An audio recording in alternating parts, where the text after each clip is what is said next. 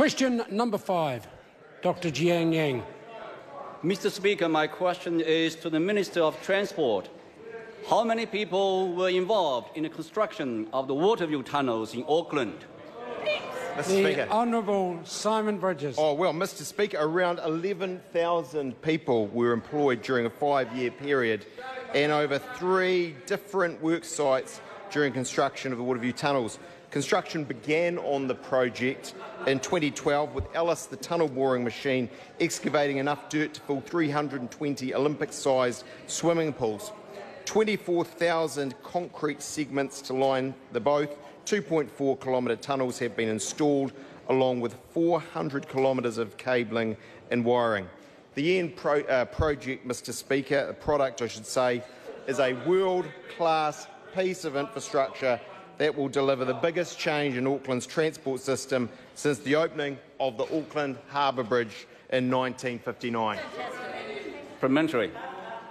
Supplementary question, Dr. Jian. What reports has he seen on the expected wider economic benefits of the Waterloo tunnels? Speaker, The Honourable Simon Bridges. when the tunnels open very soon, they'll provide more options for Aucklanders travelling around the city, particularly between the west and the south, I should say. The new connection will also provide more efficient links to and from Auckland Airport, ports of Auckland and inland freight hubs, reducing costs for people and businesses not only in Auckland but throughout the country. The estimated wider economic benefits of all of this are estimated to be worth $430 million through improved productivity and reduced travel time, and also include the creation of more than 18,000 jobs. Supplementary. Just before I call the member, and I apologise, Derek Ball and Fletcher Tabuto, their level of interjection, I've warned them once, it has continued. If either of them interject again during the balance of question time, I will be asking them to leave. Supplementary question, David Seymour. Does such a large number of people being required to build one tunnel point to low productivity in the New Zealand construction sector? The Honourable Simon Bridges. No, Mr. Speaker. It refers to a massive project, the biggest we've ever seen in New Zealand. Supplementary question, David Seymour.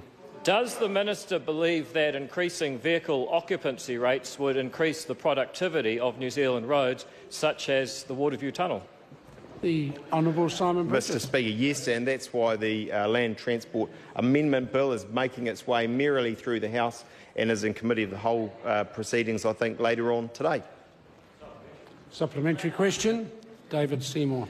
How will the Land Transport Amendment Bill help increase vehicle occupancy rates?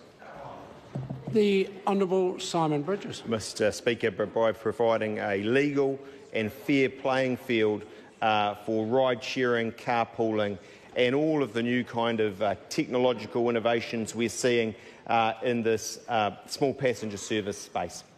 Supplementary. Supplementary question, David Seymour. Has the Minister had any discussions with any other political parties about including new legislative initiatives in the bill he mentioned? The Honourable Simon Bridges. Mr. Speaker, yes, and I know that the member is a vigorous proponent for really enabling ride-sharing and better occupancy of vehicles, and the discussions between he and I have been very fruitful in that regard. Supplementary question, David Seymour.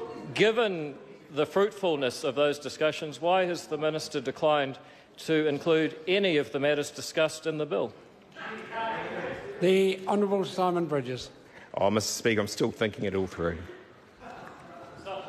No, order.